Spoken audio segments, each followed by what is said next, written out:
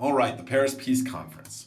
The Peace Conference is after World War I, and it's led by the Big Four who are still in the war and on the winning side at the end of the war. That's France, Britain, the United States, and Italy. On the other side, those people not included are Germany, Austria-Hungary, and the Ottoman Empire because they lost, and Russia because they left the war early. Wilson, remember, wants to create his 14 points. He wants to do what's best for the rest of the world. He wants to follow an idealist path at the peace conference. The other leaders from Italy, Britain, and France want to do what's best for their country. They're taking a much more realist approach. Wilson wants to address the main causes of the war. Those other leaders just want to make their country safer and stronger.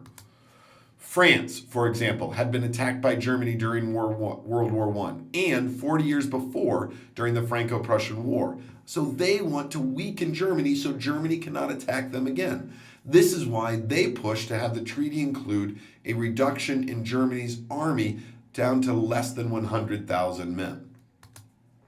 They also want to benefit from this war, so they take coal mines from Germany along the border between Germany and France. Britain wants Germany to accept blame for the war, so they include a war guilt clause in the treaty. This is the opposite of what Wilson wanted, which was a peace without victory. Britain is going to make sure that Germany takes full blame for the war. And as part of that, they are going to have to pay reparations or damage money to the victors. $33 billion. Now, in today's money, that'd be almost $500 billion. They're going to have to pay for the cost of the war. And this is going to cripple the economy of Germany. President Wilson objects. He doesn't like this idea, but France and Britain insist. They say, if you want us to sign this treaty, you've got to include this war guilt clause and reparations.